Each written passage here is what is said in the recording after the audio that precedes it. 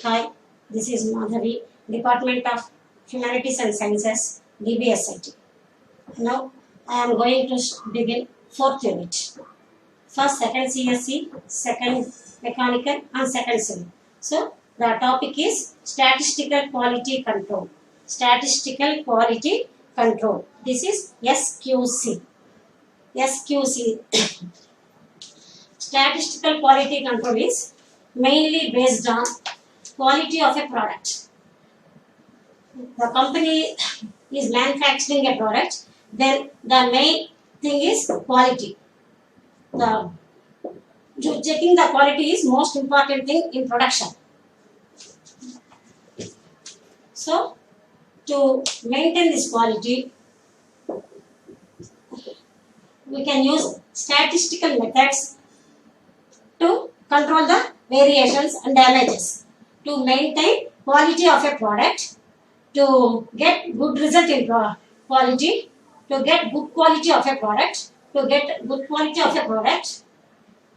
can use graphical methods, statistical methods in removing the damages and defectives.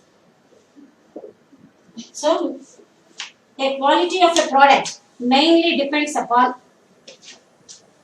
4 M's. The quality of a product depends upon 4 M's. That they are: first one, material,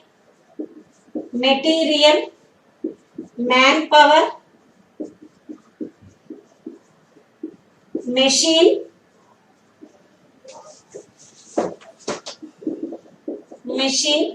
fourth one, management. So the quality of a product mainly depends upon these 4 M's. That means material, manpower, machine and management. If these 4 factors are good, then the quality of the product will be good. If these 4 factors, mainly these 4 factors impact the quality of a product. Now, even though if these 4 factors are good enough, then also we can get some damages in some products. If we use good material, manpower, machine, management and all the factors are good, then also we can get some damages or defectives in production. There are various causes for these damages. There are 2 types of damages. There are 2 types of defectives. First one is removable defectives.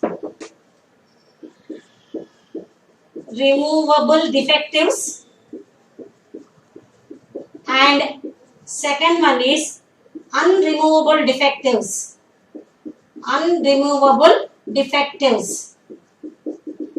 So, generally there will be 2 types of defectives in the production: removable defectives, unremovable defectives.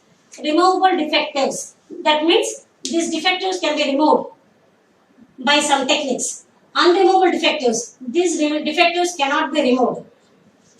So the causes of removable defectives are assignable causes.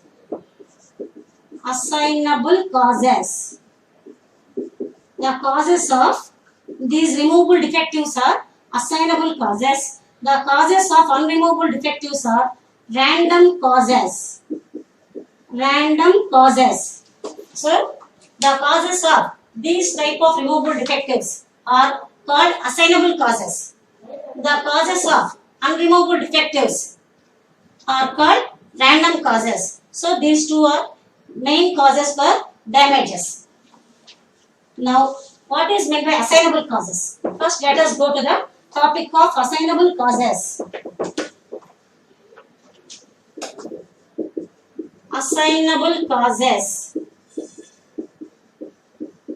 So, assignable causes means these causes would be rectified by using some techniques. Assignable causes means the causes of removable defectives. So you can remove these defectives.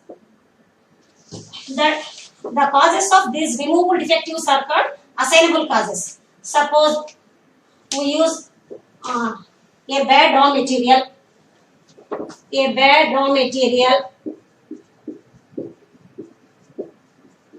and bad machine. So the quality of the product will not be good. If we use a bad raw material and bad machine, the quality of a product will not be good. So we can remove the bad raw material, we can remove the bad machine. So these are the removable defectives. These are the causes of removable defectives. If these two factors, what are they? A bad machine, bad management, bad raw material. If we remove all the factors, then we will get good quality. That means assignable causes are the causes of variations, unremovable defectives. The causes of unremovable defectives. If these products are good, then we will get good quality in the product. If we use good management, good material, good technique, then we can get good quality of the product. So assignable causes means the causes of removable defectives, and so the causes are unskilled technical staff,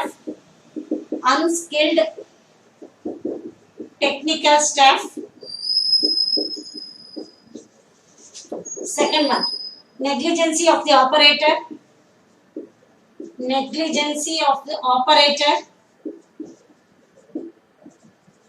or defective raw material,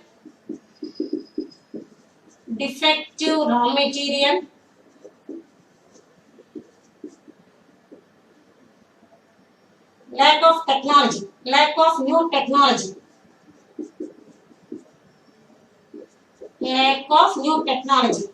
So these type of causes are assignable causes.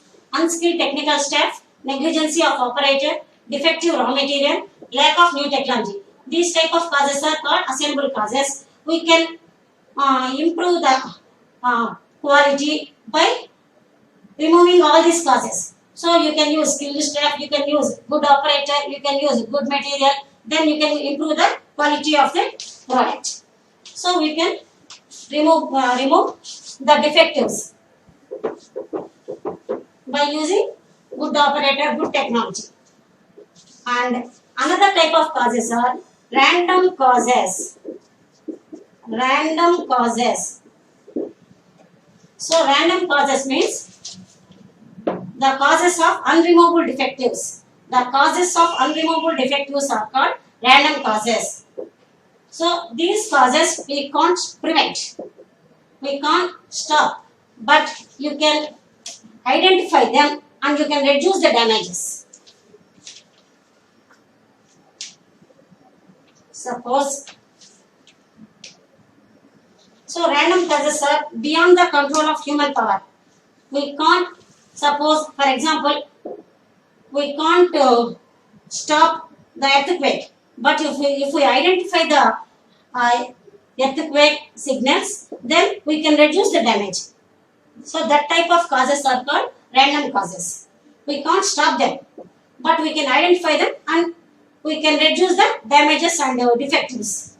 So the causes of unremovable defectives here are called random causes.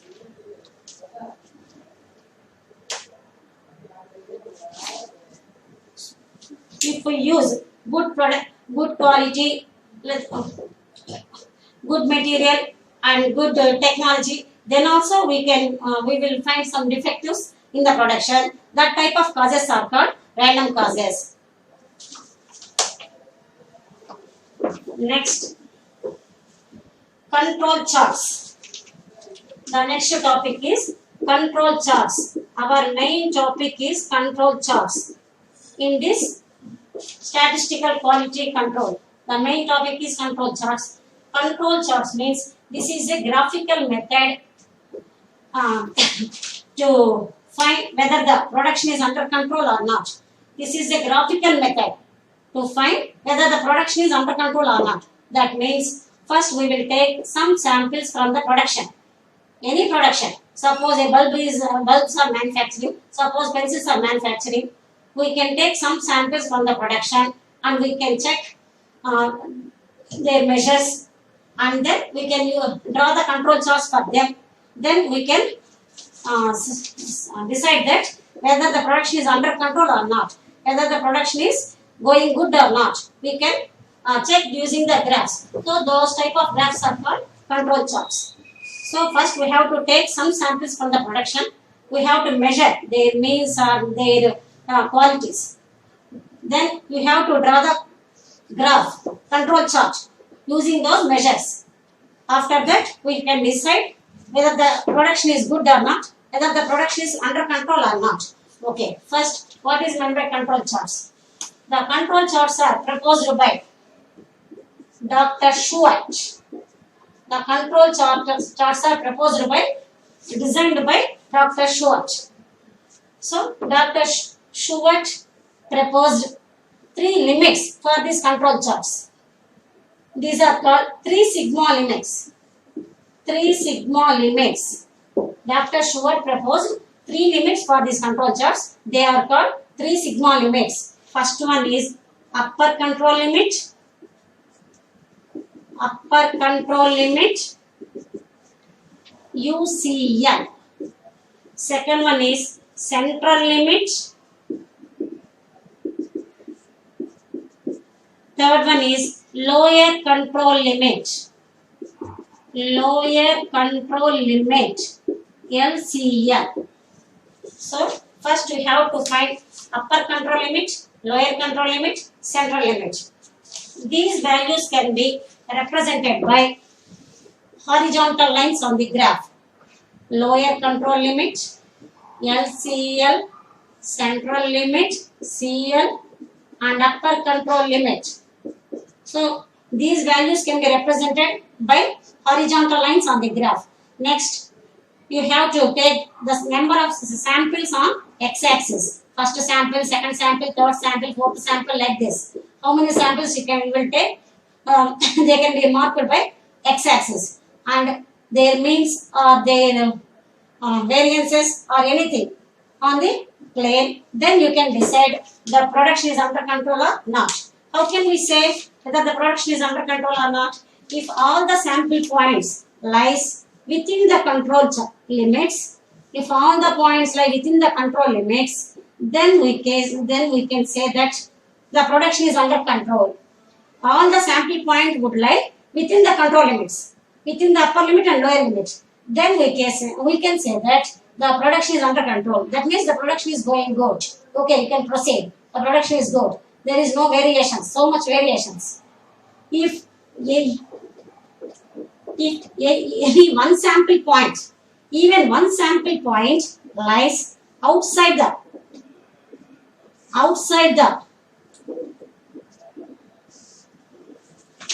control limits, if even one sample point lies outside the control limits, then we can say that the production is not under control. That means that there are so many variations, so you have to stop. There is no quality.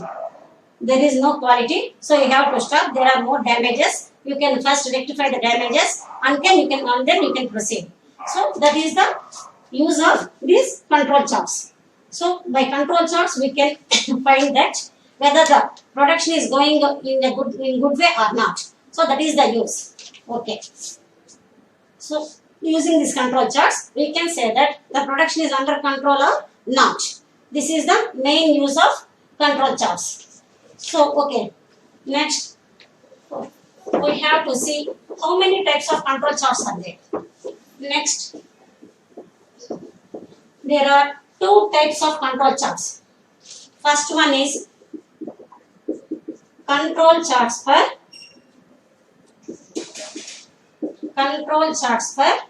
variables.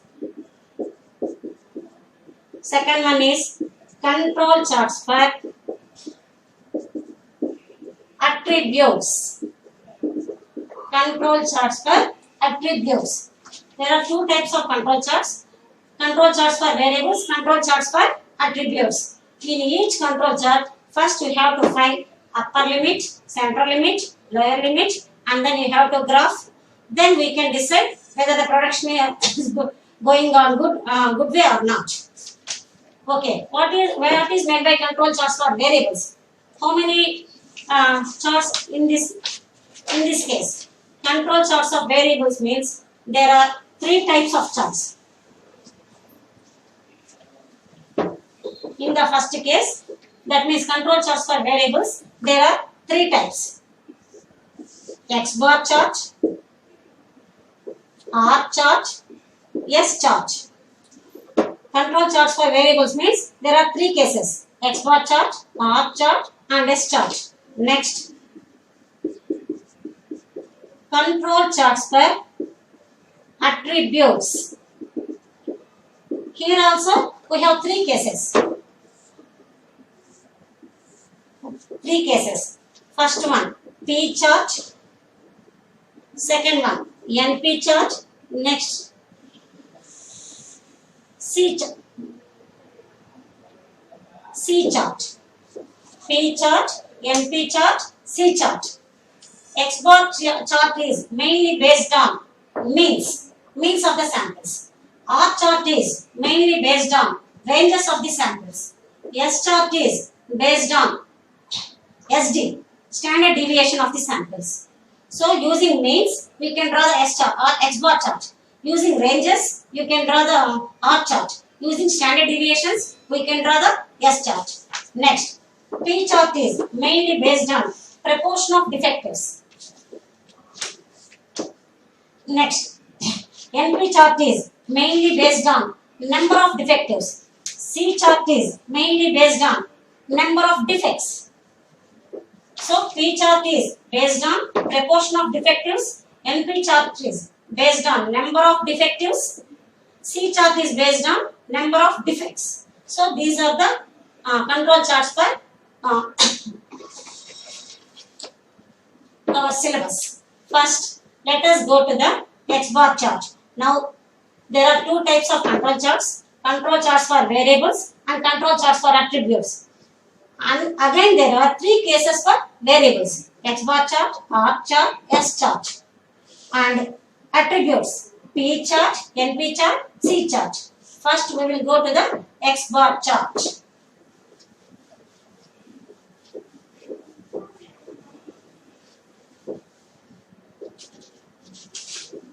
So X bar chart and R chart coincide with each other. X bar chart and R chart. So first, you know what is meant by control chart. First, you understand control chart is used to decide whether the production is going in a good way or not. So we will take some samples from the production, from the company, and we will take the measures of the samples and we can draw the graphs. Using that graphs, we can say that the production is going on a good way or not. So the first control chart is X bar chart and R chart. First, we have to take K samples with each sample size N. Sample size N. So we will take K samples from the company and each sample have a size of N. That means in each sample, in the first sample we will take 5 elements. In the first sample we will take 5 elements. In the second sample also we have to take 5 elements. In the third sample also we have to take 5 elements. In this way, each sample should have each same number. So here n equal to 5. Each sample will have 5 elements. That means sample size is 5. So in the each sample you have to take same number of elements. That is called sample size. So number of samples K and each sample size is N. And the sample measures will be given in the table. Suppose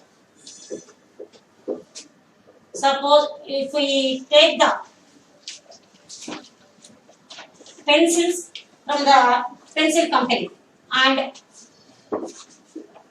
in the first sample, the measures of the pencils. That means the diameter. If you take the radius of the pencils, if we take 5 pencils for first sample, then the diameters or radiuses are given below. x11, x12, x1L. For second sample, the values are x21, x22, x2N, like this. The values would be given. The values would be recorded as follows. Next, you have to take mean for each sample. Mean. What is meant by mean? Sum of the elements by number of elements. Sum of the elements. That means x11 plus x12 plus and so on plus x1n by how many elements are there? N. So this mean is called x1 bar. Again, mean for the second sample. x2 bar. So on. x5 bar. Any one. Next, ranges for the each sample. Range means the maximum value minus minimum value. That is called R1. That is for second sample, that is called R2. For third sample, that is called R5. Next, you have to add all the means you have found and all the ranges you have found. This is called sigma xi bar. This is called sigma ri. You have to add all the means and all the ranges. Next, you have to find x double bar. X double bar means the mean of the means. The mean of the means. That means the mean for all these means. So, what is the addition here? Sigma xi by number of values you have added. N. Next, the mean of the ranges. R bar equal to sigma ri by, number of samples are k. K. For example, I have taken just 5. So, we have taken number of samples as k. So, number of the sum of all the means by number of means. The sum of all the ranges by number of samples. Next, we have to find the limits for X bar chart and R chart. So, this is the method to find the X double bar and R bar. X double bar means mean of all the means. R bar means mean of all the ranges. So, that means X double bar equal to the sum of all the means by number of means. R bar equal to the sum of all the ranges by number of ranges.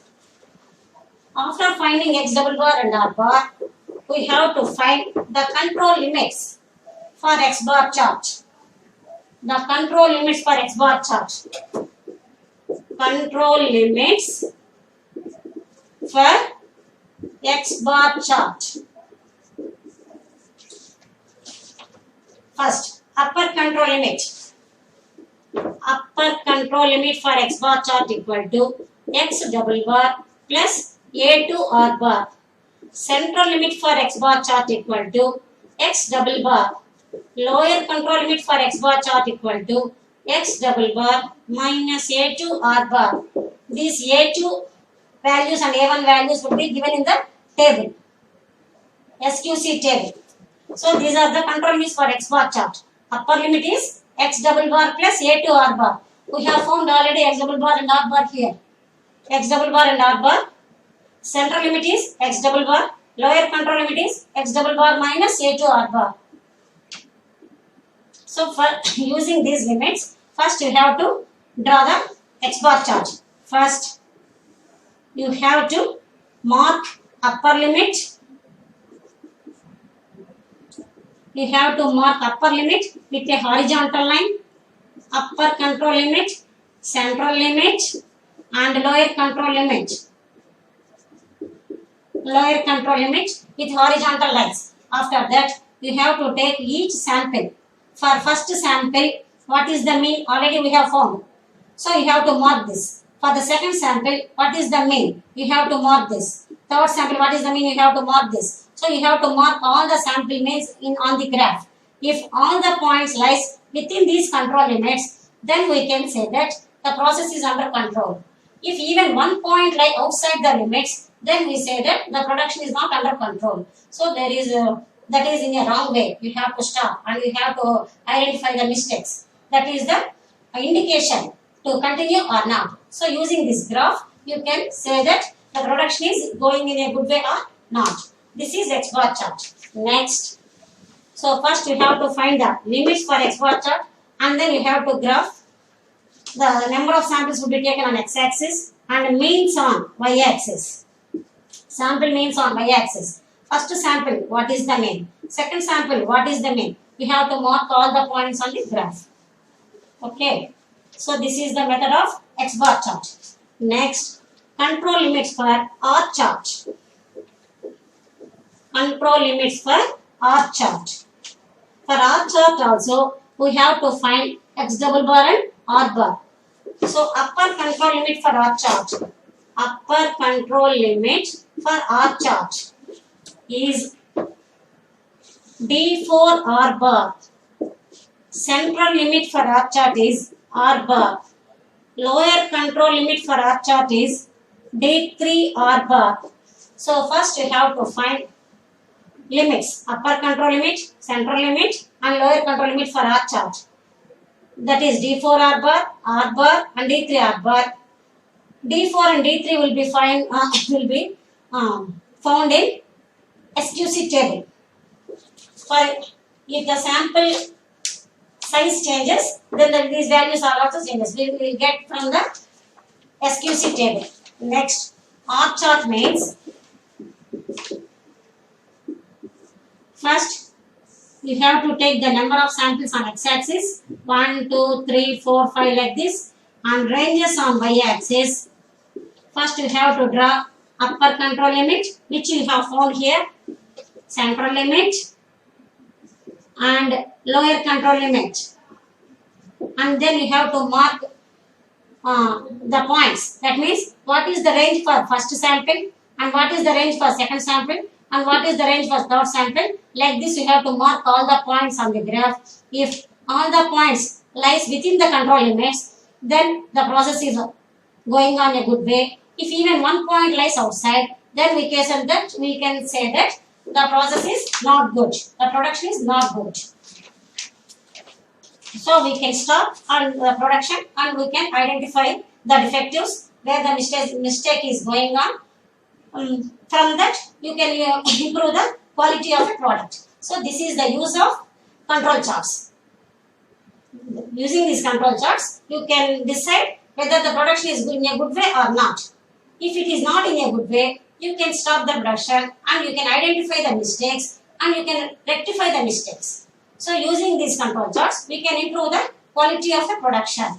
Okay, next we will go to example.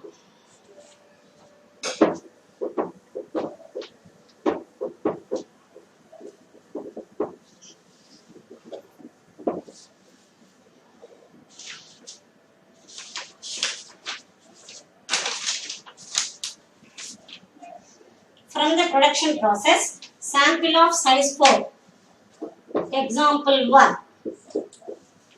From a production process, sample of size 4 are drawn and the observations are given below. First, number of samples, sample observations.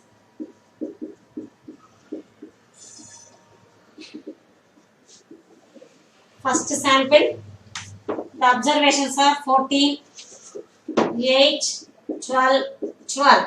For second sample, 11, 10, 13, 8. For third sample, 15, 12, 14, 11. For fourth sample, 11, 12, 16, 13. Fifth sample, 10, 10, 8, 8. So, we have to draw the X bar chart and R chart for this data. Suppose we have taken 5 samples from the production, and what is the sample size here? 4. In each sample we have taken 4 elements. So the sample size is 4 and the number of samples are 5. So number of samples equal to 5 k equal to 5 and sample size n equal to 4. That means in each sample we have taken 4 elements. In the first sample we have taken 4. In the second sample we have taken 4. Similarly, in all the samples we have taken 4 elements. And we recorded the measures, whether they are diameters or radii or anything. We measured the values and they are given in the table. Now we have to draw the X bar chart and R chart for this data. So first you have to find the mean. That means sum of the elements by number of elements. 14 plus 8 plus 12 plus 12. What is the value? 14 plus 8 plus 12 plus 12. That is 46 by how many elements are there? 4. 46 by 4. That is 11.5. Similarly, second sample mean 11 plus 10 plus 13 plus 8. 42 by 4. That is 10.5. 15 plus 12 plus 14 plus 11. 52 by 4. That is 13. Next, 52 by 4. That is also 13. Next, 56 by 4. That is 9. Next, range for each sample. Range means maximum value minus minimum value. What is the maximum value in this sample? 14. Minimum is 8. 14 minus 8, 6. Next, what is the maximum value in the second sample? 13. 13 minus 8, 5. Next, 15 minus 11, 4. Next, 16 minus 11, 5. Next, 10 minus 8, 2. Next, you have to add all the means and all the ranges. 11.5 plus 10.5 plus 13 sigma xi bar. That means 11.5 plus 10.5 plus 13 plus 13 plus 9. That is equal to 57. Sigma Ri. We have to add all the ranges. Sigma Ri equal to 22. So first you have to find all mean for each sample and range for each sample. After that you have to add all the means and all the ranges. Then so this is the first example. So using the given observations, you have to find all the means and all the ranges, and then you have to add all the means and all the ranges. Next you have to find X double bar and R bar.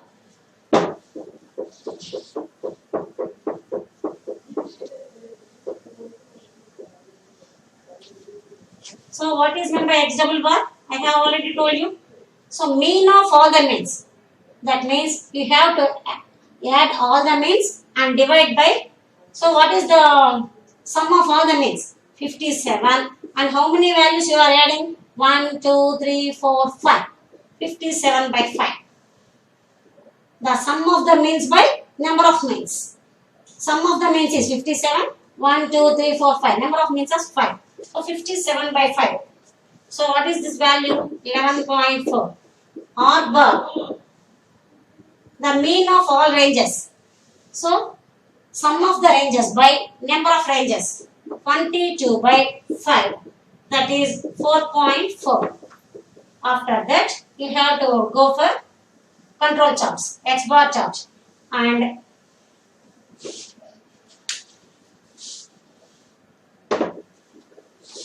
first X bar chart. After finding these values, we have to go for X bar chart. So X bar chart means first find the limits. Upper control limit for X bar chart. What is the formula given? Upper control limit X double bar plus A2 R bar. X double bar 11.4. A2 is 0.729 from the table and R bar is 4.4. By calculating this, 14.607. Central limit for X bar chart, that is X double bar 11.4. Lower limit for X bar chart, X double bar minus A2 R bar. By calculating this, we will get 8.19. So these are the values for control limits for X bar charge. Upper control limit, central limit, lower control limit. Then you have to graph.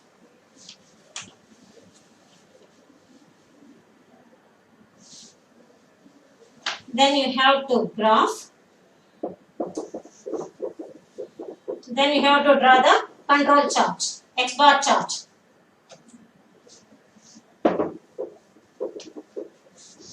X bar chart.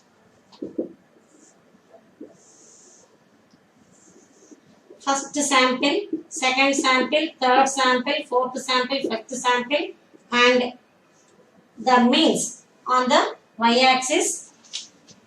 Suppose you can take 5 distance, 5, 10, 15, 20 like this. Now what is the upper limit? 14.6. So approximately it would be like this. Upper limit. Central limit is what? 11.4. Approximately it is like this. And lower limit is 8.19. Lower control limit. So the upper limit is 14.6. 14.6. Central limit is 11.4 and lower limit is 8.19. These values can be marked by the horizontal lines. Next, you have to consider the samples. For first sample, what is the mean? 11.5. So for one, the mean is 11.5. So 11.5 means approximately here. For second sample, mean is 10.5. 10.5.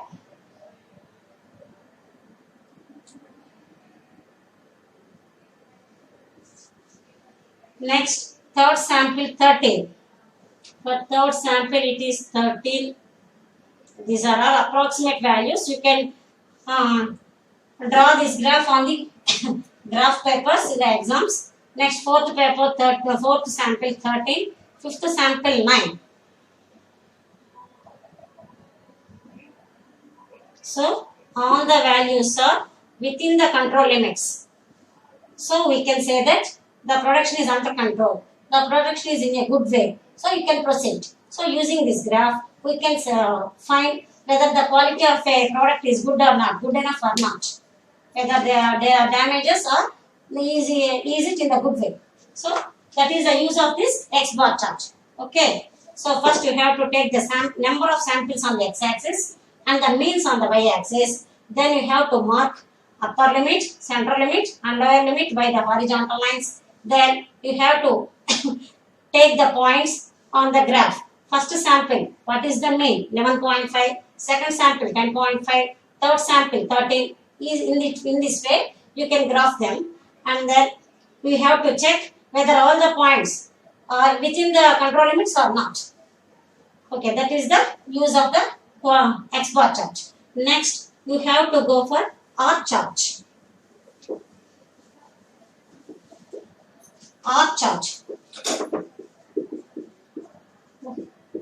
For any chart, first you have to find the limits. Upper limit. Upper control limit for R chart. What is the value? Upper control limit? D4 R bar. The D4 is G2.282 times R bar is 4.4. Already we have found.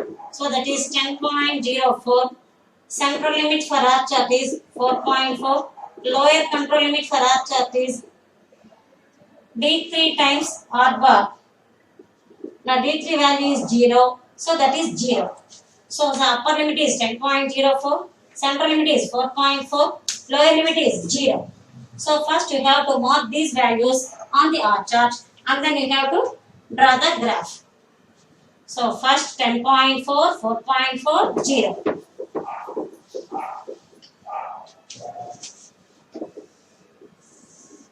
Take the samples on x-axis and let us take the 4. Any scale you can take. 4, 8, 12, 16 like this. What is the upper limit? 10.4. 10.4 means it would be like this. 10.4. Central limit 4.4. 0 means it coincides with the x-axis. 0. Next, take the ranges on the y-axis.